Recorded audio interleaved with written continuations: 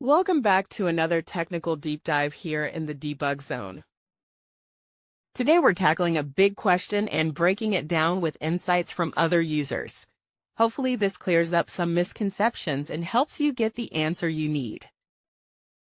So buckle up, stay a little curious, and let's jump right in.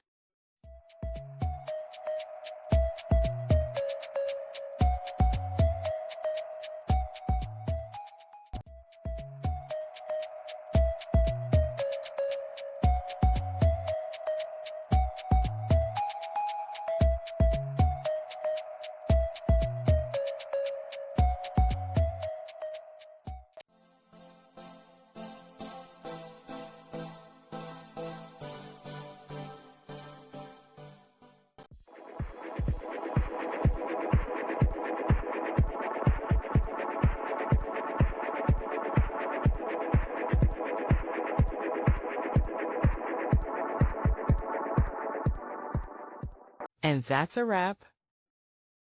I hope you found the answer you were looking for. If you did, take a second to hit that subscribe button. It really helps out. And let me know in the comments which solution worked best for you. See you next time in the debug zone.